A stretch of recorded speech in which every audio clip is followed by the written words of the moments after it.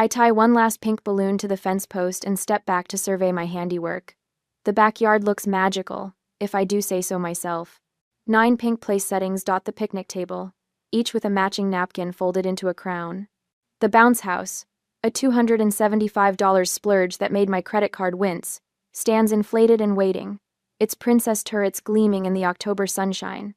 The pixel princess cake from Mila's favorite video game sits on the dessert table, 9 candles standing at attention. Perfect, I whisper, though nobody's around to hear. I glance at my watch for the 3rd time in 5 minutes. 11:42. Mom and my sisters should be here by now. They promised to come early and help set up, but that promise evaporated like morning dew. Just like always.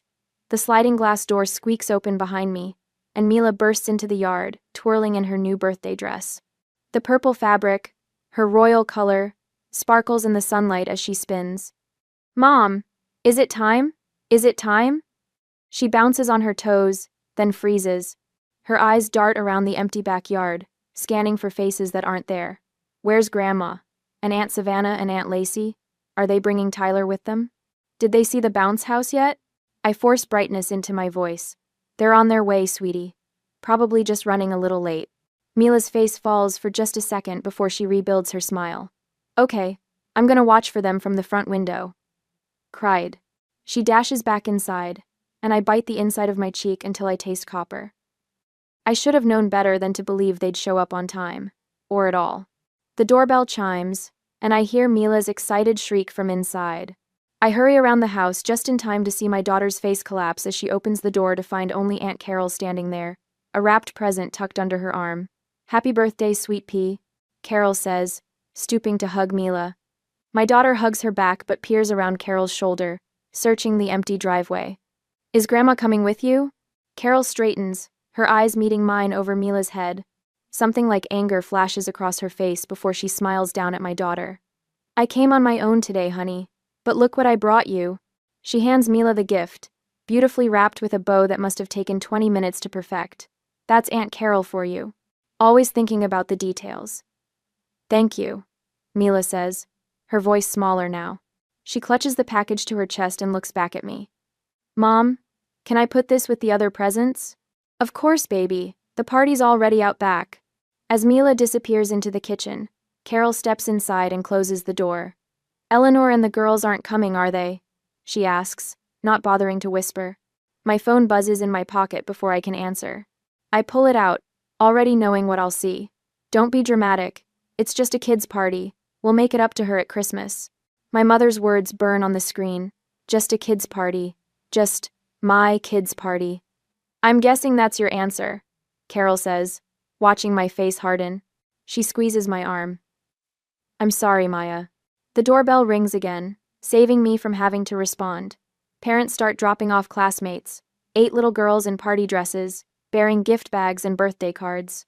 My neighbor from across the street arrives with folding chairs and a cooler of juice boxes. 2 doors down, Mrs. Wilson brings an extra tray of finger sandwiches and a sympathetic smile. For the next hour, I move through the party like I'm underwater, taking pictures, serving cake, supervising the bounce house. Through it all, Mila keeps looking toward the gate, her eyes lighting up every time it opens, then dimming when another classmate arrives instead of her grandmother. When are Grandma and Aunt Savannah and Aunt Lacey and Tyler coming? She asks, for what might be the 10th time, tugging at my shirt as I refill the snack bowl. I'm not sure, sweetie, I say, smoothing her hair. But look at all your friends who came to celebrate with you. She nods and runs back to the bounce house, but the slump in her shoulders tells me everything. This isn't the first time my family has let her down, and something in her 9-year-old heart knows it won't be the last. My mind drifts to last Christmas, when I maxed out my credit card buying gifts for everyone. $840 worth of presents I couldn't afford, because family matters. 3 months ago, I covered Savannah's salon rent when she came up short. $1,650 that I've never seen again and probably never will. Maya can handle it. They always say, she's good with numbers. Good with numbers, like that somehow translates to having extra money. Ever since Dad walked out when I was 20, Mom has treated me like an ATM with legs. You're the head of this family now, she declared the day after he left, as if his departure promoted me to his position of financial provider. My phone pings with a notification. I glance down and my stomach curdles. Savannah has posted on Instagram a photo of her, Mom, Lacey, and Tyler raising mimosa glasses at some fancy brunch spot downtown. The caption reads, "Family first." Family first. Right. Mom? Mom. Mila's voice breaks through my thoughts. She's standing by the present table, surrounded by her friends, ready to open gifts. I tuck my phone away and plaster on a smile. "Coming, birthday girl?" The girls cluster around as Mila tears into her presents. She thanks each friend with genuine delight, but when all the gifts are opened, she looks up at me, her voice trembling slightly. "Did Grandma forget my birthday?" The question stabs straight through my chest. I open my mouth, searching for words that won't come, when Aunt Carol steps in. "Your grandma has a terrible memory sometimes," she says, winking at Mila. "But that just means you might get a surprise another day." Mila brightens a little at this possibility, and the moment passes as the girls rush back to the bounce house for one last jump before their parents arrive. Carol squeezes my hand. "This isn't right, honey." I nod, not trusting myself to speak. When the last classmate has gone home, I retreat to the kitchen with a stack of plates, letting silent tears fall as I wash each one. Through the window, I can see Aunt Carol helping Mila test out her new sidewalk chalk, their heads bent together over a rainbow taking shape on the driveway. My phone buzzes again. Another text from Mom. "Need $350 for a family emergency. Can you transfer it today?" The plate in my hands cracks as I grip it too tightly. I stare at the message. At the timestamp, 3:48 p.m., right in the middle of the party she couldn't be bothered to attend. Something inside me breaks too. A dam I've been patching for years. I set down the broken pieces, dry my hands, and stare at the message a moment longer. The time for tears is over. A week later, my phone buzzes against the kitchen counter while I'm making Mila's lunch. A peanut butter sandwich cut into triangles, apple slices arranged in a smile, and a note with a little heart. Small gestures to show her she matters. The phone buzzes again, and again. The family group chat. I wipe my hands on a dish towel and pick it up, my stomach already tightening. 1 week since Mila's birthday disaster, and I've barely heard a word from any of them. The screen lights up with my mother's message. Exciting news.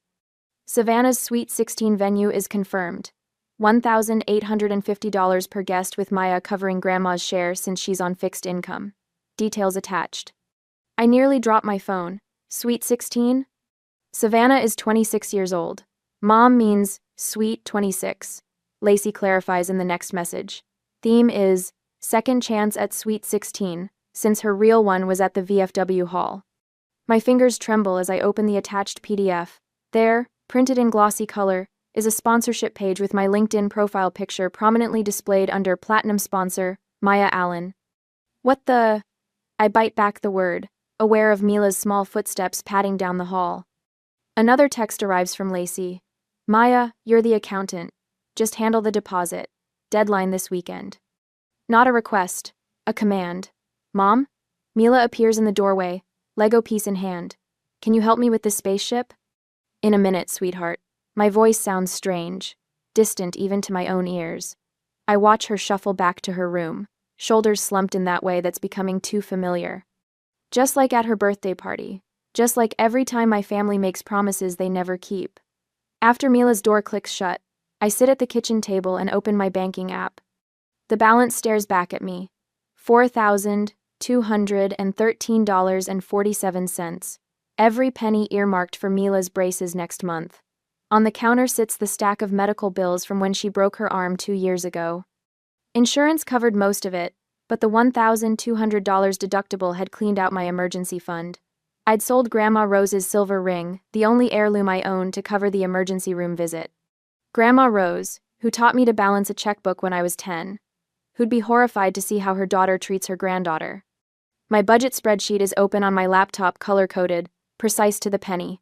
Rent, $1,025. Utilities, $187.32.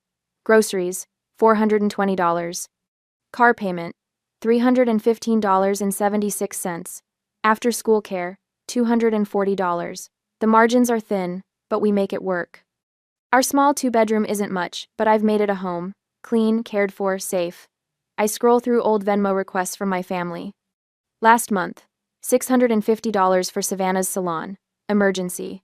Month before, $420 for mother's new patio furniture. Christmas. $840 for family gifts. None repaid.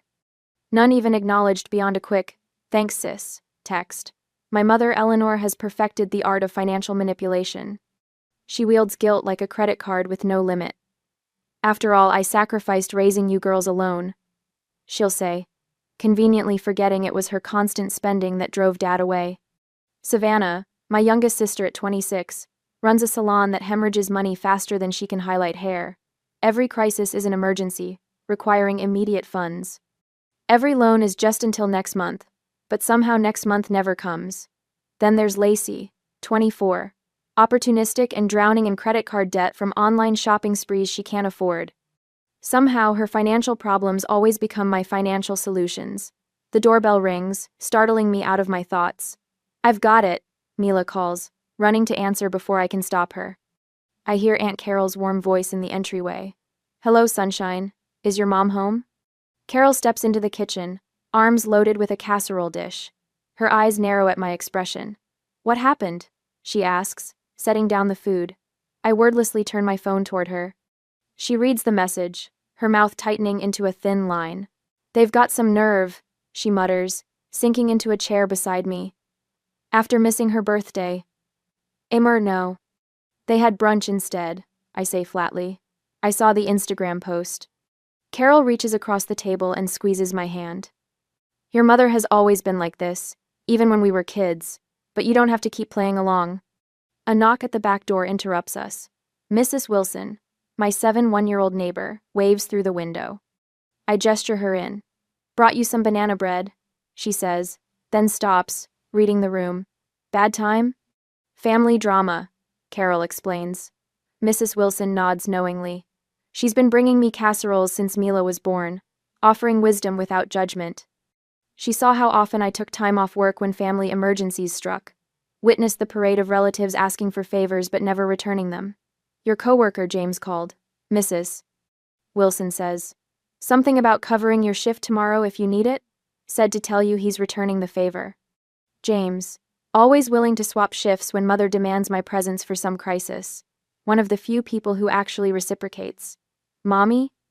Mila stands in the doorway, clutching a piece of paper. "Can I hang this on the fridge?" It's a school drawing labeled, "My Family." Just 2 stick figures holding hands, me and her. My throat tightens as I take the picture. "Of course, baby." While I'm finding a magnet, I notice the stack of thank you cards on the counter, handwritten by Mila herself for each friend who came to her birthday. Each one decorated with careful crayon stars. That night, after tucking Mila in, I pass her room and hear her small voice. "God, please make Grandma like me more." Something in me shatters. Back at my laptop, I find an email I wasn't meant to see forwarded inadvertently by the hotel. The contract for Savannah's Sweet 16 was signed 3 weeks ago. Before Mila's birthday. They'd known all along they wouldn't be coming. I open a folder on my desktop and create a spreadsheet. Every Venmo request for the past 3 years. The total makes me dizzy. $23,470. My calendar shows 14 vacation days taken for family events. Hospital visits when Savannah had minor surgery, helping mother redecorate. Driving Lacey to job interviews she never showed up for. 0 days when any of them watched Mila while I worked overtime. I open Facebook. Mother has posted a family photo with the caption, "So blessed with my girls." The picture has been cropped. I was standing at the edge, cut out completely. The anger rises in me, not hot and explosive, but cold and clarifying. For the first time in years, I see the pattern with perfect clarity. I pick up my phone and open Venmo. The next day, I stare at the Venmo app on my phone, fingers poised above the screen as if disarming a bomb. The kitchen chair creaks beneath me as I straighten my shoulders. My mother's latest demand glares from my email inbox: $1,850 for Savannah's Sweet 16, with me covering Grandma's share since she's on a fixed income. As if my income stretches like carnival taffy. The audacity burns through me like acid. They skipped Mila's birthday to plan this extravaganza. In the next room, I hear my daughter humming to herself, arranging her stuffed animals for a tea party. No cousins, no grandmother. Just fabric friends who never disappoint her. I tap the screen and create a new payment. The recipient field fills with my mother's name, and I enter the amount, $1. In the memo line, I type a single word, congrats. My thumb hovers over the blue payment button. One press, and everything changes. I think of Mila's face at her party, watching the gate, waiting for family who never arrived. I press send. The confirmation appears instantly. I take a screenshot and save it to a new folder on my phone labeled Boundaries. My lungs expand fully for what feels like the first time in years. The kitchen walls seem to widen around me. Mom, can we have spaghetti tonight? Mila calls from the living room. Absolutely. I answer, my voice steadier than it's been in months. By noon, I've made 3 phone calls that should have happened years ago. The locksmith arrives at 2:15, a stocky man named Frank, who whistles through his teeth as he replaces both front and back locks. The invoice reads $175 less than a single small favor my sisters typically request. All set, ma'am, Frank says, handing me 2 shiny keys. No one gets in without these now. While Mila naps on the couch, I create a spreadsheet documenting every loan my family hasn't repaid over the past 3 years. The total makes my stomach clench, $23,470. Enough for a decent used car, or a year of community college, or braces for Mila, with money left for a family vacation. My phone buzzes incessantly throughout the afternoon. I silence it after the 20th text. Instead, I draft an email to the hotel, hosting Savannah's event, attaching screenshots of correspondence proving I never authorized using my name or business credentials as a platinum sponsor. The hotel manager responds within an hour, apologizing for the confusion, and confirming my name will be removed immediately. By evening, Mila and I sit at our small kitchen table, twirling spaghetti and watching cartoons on the portable TV. She laughs at something silly on screen, tomato sauce dotting her chin. This is enough, I think. We are enough. The doorbell rings at 8:47 p.m. Through the peephole, I see my mother flanked by both sisters. Their faces contort with barely contained rage. Maya Allen, open this door right now. My mother's voice carries easily through the wood. I step back as the pounding begins. The new deadbolt holds firm. Is that Grandma? Mila appears behind me, her eyes wide. Yes, but she forgot to call before coming over, I say calmly. It's too late for visitors tonight. More banging. The doorbell chimes repeatedly. You can't hide in there forever, Savannah shouts. After everything we've done for you. My phone lights up with texts. You're betraying this family. How dare you embarrass us with the hotel? What kind of daughter acts like this? Through the peephole, I watch Mr. Patterson from across the street step onto his porch, arms crossed. The Rodriguez family peers through their blinds. My family has become a spectacle, but for once, I'm not scrambling to fix it. Should we let them in?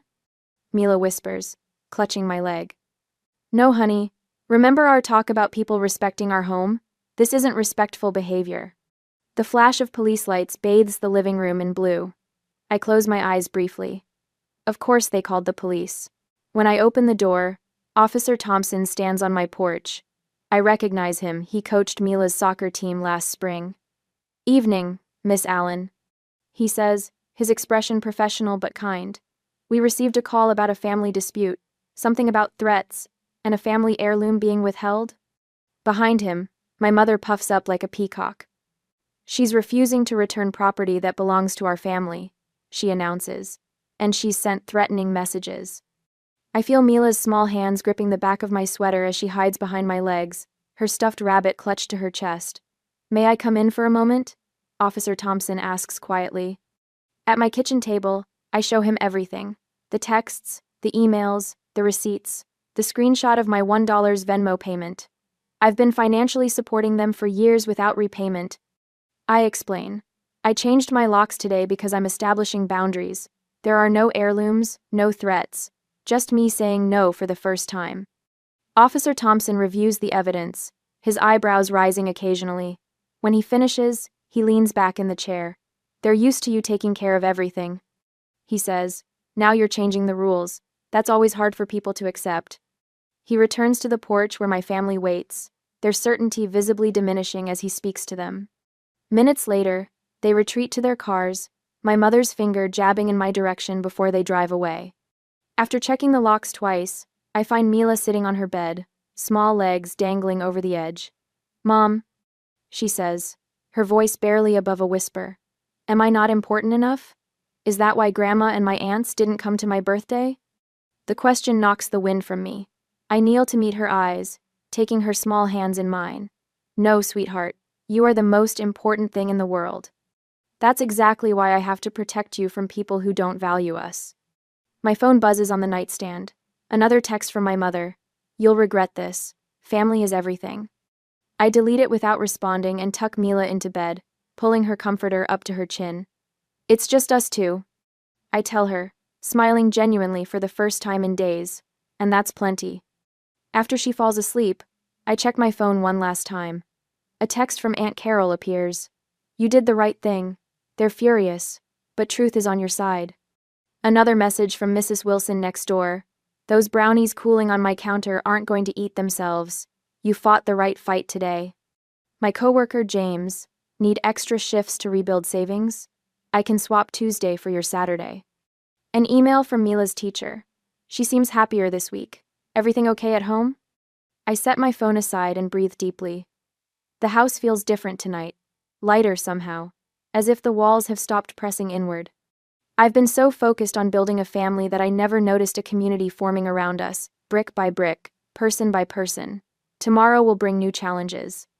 But tonight, for once, I sleep without the weight of impossible expectations crushing my chest. My phone buzzes at 6:30 a.m., jolting me awake before my alarm. I squint at the screen, my stomach dropping when I see Savannah's name. Not a text. A Facebook notification. "Savannah Allen mentioned you in a post." I tap the notification with my thumb, already knowing what I'll find. Her profile loads, revealing a paragraph-long status update.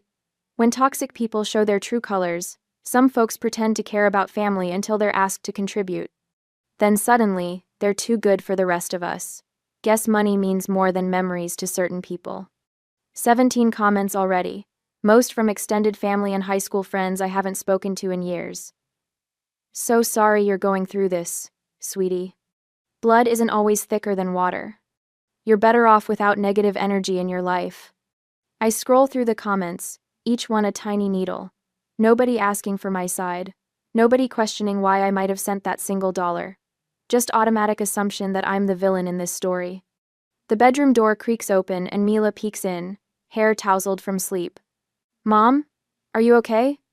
I lock my phone and paste on a smile. "Fine, sweetie. Just checking emails." She believes me, thank goodness, and pads back to her room. I wait until her door clicks shut before opening Facebook again, my finger hovering over the comment box. Paragraphs form in my head, explanations, defenses, receipts, evidence stretching back years. Instead, I type 5 words. "I wish you all well." Then I log off, shut down the app, and slide out of bed. The kitchen feels different this morning. Lighter somehow, despite the social media assault. I pour cereal for Mila, make coffee, check her backpack for homework. Normal routines that suddenly feel revolutionary without the weight of pending family demands. My phone rings while I'm washing dishes, a number I don't recognize, but the area code is familiar. I almost let it go to voicemail, then answer at the last second. "Maya, it's your Uncle Robert." My father's brother, a ghost from another lifetime. "Uncle Robert? I haven't heard from you since." "Your high school graduation." I know. His voice sounds older, rougher. "I heard what happened with Eleanor and the girls." My shoulders tense. "How?" "Small town. Plus your mother called me trying to recruit allies, I suspect." A dry chuckle rumbles through the speaker. "Thought you might like to know you're not the first person she's done this to." The dish I'm rinsing nearly slips from my fingers. "What do you mean? Why do you think your father left?" 20 minutes later, I'm sitting at the kitchen table staring at a photo. Uncle Robert texted me. "Dad, at my 5th birthday party, eyes hollow, shoulders curled inward." The same expression I've seen in my own mirror for years. History repeating itself, Uncle Robert had said. She drained him for years. Then she moved on to you. The doorbell interrupts my thoughts. I open it to find Mrs. Wilson from 2 doors down, holding a casserole dish. "Chicken and rice," she says, pushing it into my hands before I can object. "The ladies from Street Marks will be by with more tomorrow." Mrs. Wilson, that's really not. We've all been watching. She cuts me off, her voice firm but kind. Some of us have been exactly where you are. Family can be wonderful, or it can be quicksand. Before I can respond, she touches my arm. There's a rotation of us keeping an eye out when certain cars drive by. Just so you know. She leaves before I can thank her properly, the warmth of the casserole dish seeping into my palms. I place it on the counter and notice an envelope that must have been tucked underneath. Inside is a $200 gift card, with a simple note, for Mila's needs. No name, no strings attached, just kindness without expectation of return. The contrast knocks the wind from me. I sink onto a kitchen chair, tears blurring my vision. These neighbors owe me nothing. We exchange waves at mailboxes and occasional small talk about weather. Yet here they are, forming a protective circle while blood relatives wage digital war. That evening, after Mila's asleep, I pull out my budget spreadsheet. For the first time in years, I recalculate without factoring in family emergencies. The numbers shift before my eyes, revealing an extra $732 monthly that's been disappearing into the black hole of my family's demands. $732. Enough for Mila's braces, with some left over. Enough for the education account I've been dreaming about since she started kindergarten. Enough for a modest vacation at the lake this summer, where she can make memories that don't include waiting for relatives who never show up. I stare at the numbers, my breathing growing steadier with each inhale. Then I open a browser and research savings accounts for education. 20 minutes later, I've opened one in Mila's name with a small initial deposit. A start. A seed. The next morning, grocery shopping feels different. I study prices out of habit but realize I'm not calculating each item with the razor-thin margins of before. At the checkout, I splurge on a bunch of tulips, $24 for no reason except they're pretty and will make our dining table cheerful. This small rebellion against scarcity brings a smile to my face that lasts all day. Saturday morning, Mila wanders into the living room while I'm folding laundry. She's wearing her favorite pajamas, the ones with rainbows that are getting too small but she refuses to give up. Aren't we going to Aunt Savannah's party today? She asks, casual as can be. My hands freeze mid-fold. What? The Sweet 16 party. I saw it on your calendar before. She shrugs. Taylor from school is going. Her mom is friends with Grandma. The familiar guilt surges through me, bitter as copper. Should I reconsider? Am I being too harsh? The questions cycle through my head, old programming trying to reassert control. Then Mila adds, I don't really want to go anyway. Those parties are boring. You have to wear itchy clothes and smile all the time. Decision made. How about we go to the park instead? The basketball courts should be empty this early. Her face lights up. Can we get ice cream after?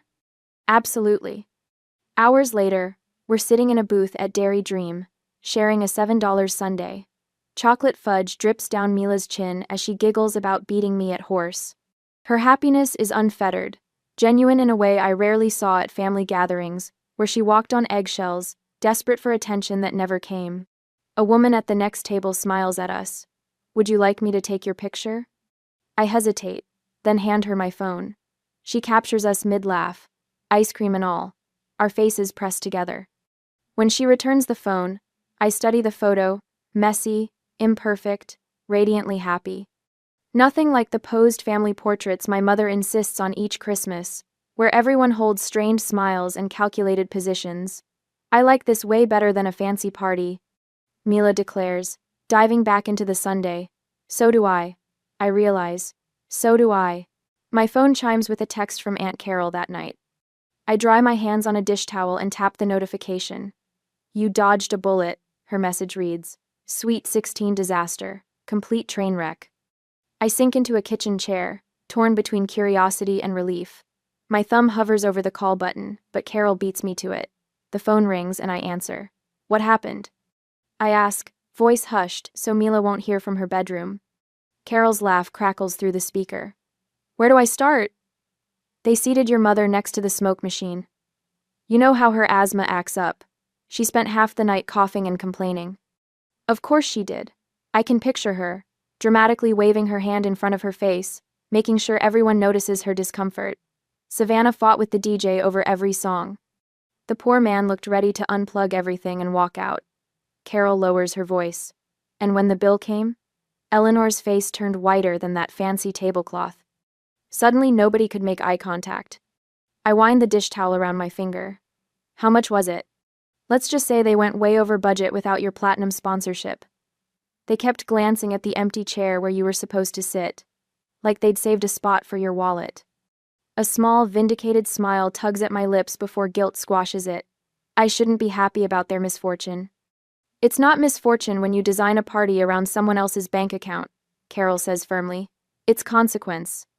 The next morning, I'm organizing files at work when a shadow falls across my desk. I look up to find my mother standing there, wearing her Sunday dress. We need to talk, she says, loud enough that my coworkers glance over. My stomach drops, but I keep my voice level. This isn't appropriate, Mom. I'm working.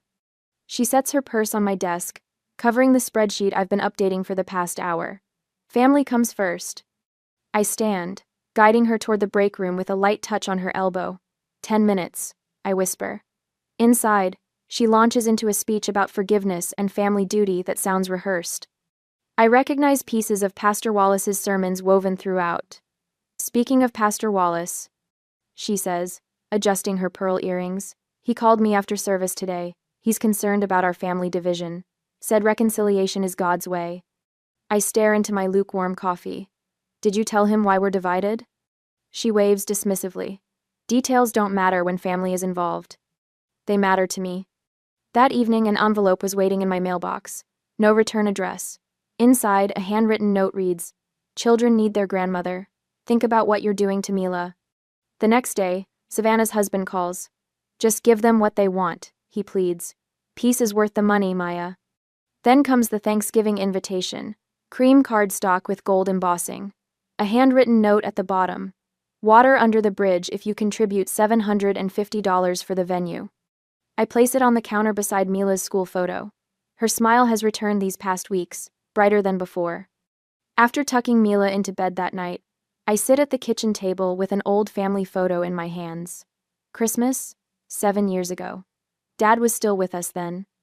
Mom hadn't yet assigned me his financial responsibilities.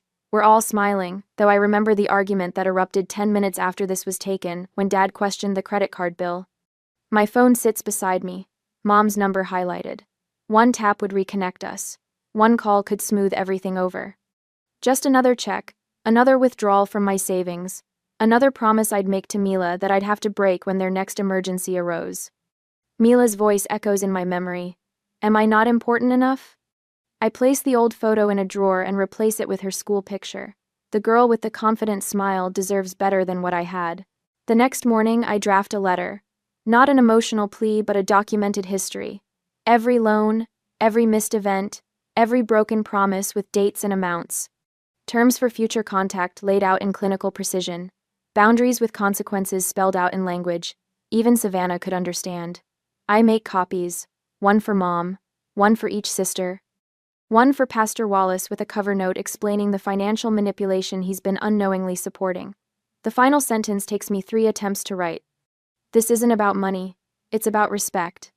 I sign each copy, slide them into envelopes, and send them certified mail. 2 days later, a small envelope arrives, addressed to Mila. The return address belongs to Bethany Thompson, a classmate who couldn't attend her birthday party. Mila tears it open at the kitchen table, her eyes widening at the handmade card covered in glitter and stickers. Sorry I couldn't come. Happy 9th birthday, she reads aloud. She tilts the card, and $3 bills flutter to the table. A note explains, for ice cream. I'm saving up for a bike but wanted you to have this. Mila handles the money like it's made of glass. Mom, can we get ice cream tomorrow? Of course we can. She carefully places the card on our refrigerator, straightening it 3 times until it's perfect. This is the best card ever, she declares. I watch her skip off to her room, the $3 clutched in her hand. $3 from a child saving for a bike, worth more than all the hollow promises my family ever made.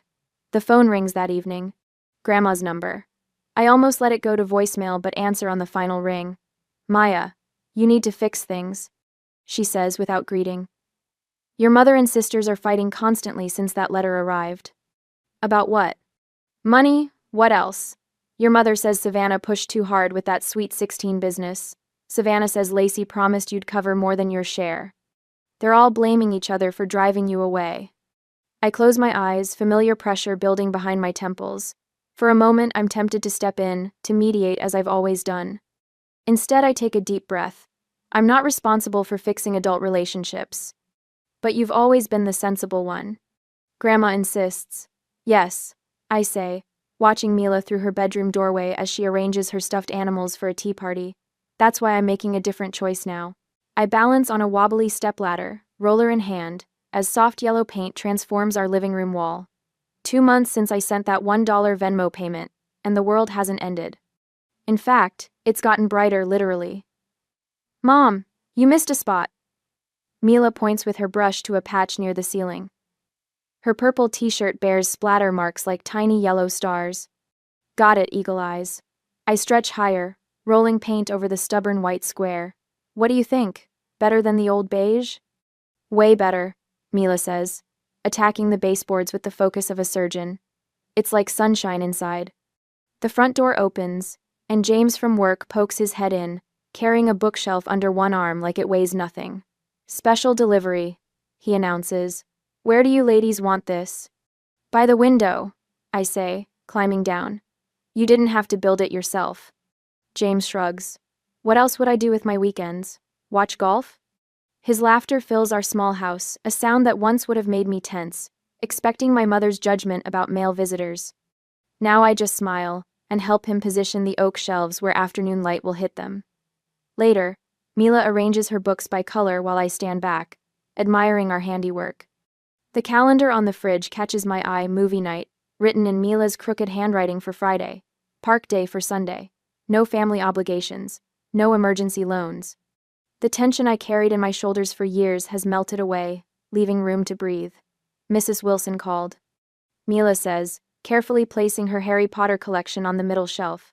She wants to know if I can come over tomorrow for knitting lessons. Do you want to go? Mila nods, her eyes bright. She says I have natural talent. Then absolutely. I tuck a strand of hair behind her ear, leaving a smudge of yellow paint on her cheek. Sorry about that. She giggles, deliberately touching my nose with her paintbrush. Now we match. 2 weeks later, Mila stands in front of her third-grade class, holding a poster board titled, My Hero. Her teacher, Mrs. Langston, emailed me about the project, but I wasn't prepared for the lump in my throat when Mila unveils her work. 2 stick figures hold hands against a crayon sunset. Above them, careful letters spell out, My mom taught me that love doesn't hurt. That evening, a note arrives from Mrs. Langston. Mila seems so much more confident these days. Whatever you're doing, keep it up.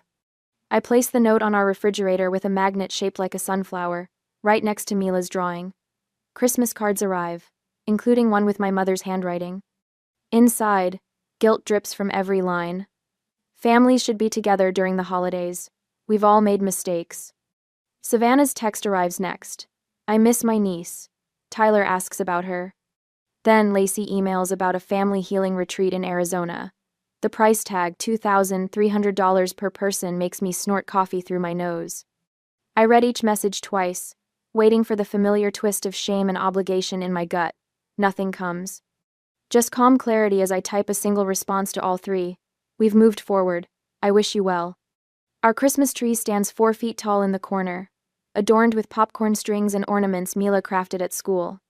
The presents beneath it aren't expensive, a new sketchbook, colored pencils, a telescope found at a garage sale, but they're wrapped with care, each tag written in my best handwriting. Mrs.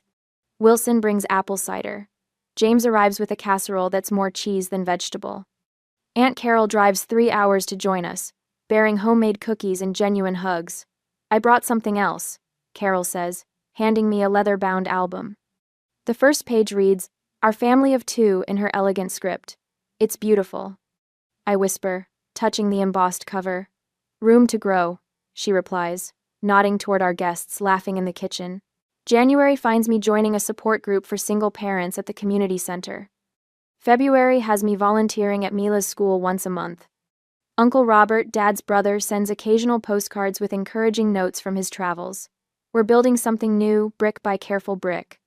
As another October approaches, bringing Mila's 10th birthday, I plan a simple celebration. A picnic in the park, a homemade cake, friends who actually show up. The mail brings a card from my mother containing a crisp $50 bill with no strings attached. No demands, no guilt, just, "Happy birthday, granddaughter," signed in shaky script. I consider returning it, then slide it into Mila's birthday fund instead. Boundaries don't mean cutting people off entirely, they mean controlling the terms of engagement. Tonight, after Mila falls asleep, I sit at our kitchen table writing in the journal Aunt Carol gave me for Christmas. The words flow easily. Real family isn't defined by blood, but by the people who show up when it matters. I glance up at our wall, where a new photo hangs in a simple frame, Mila and me, flanked by Aunt Carol, Mrs. Wilson, James, and Uncle Robert, at the park last weekend. Below it, a small wooden plaque reads, "Our family." The house is quiet except for Mila's peaceful breathing from the next room. I close my journal, feeling something I haven't felt in years. Home.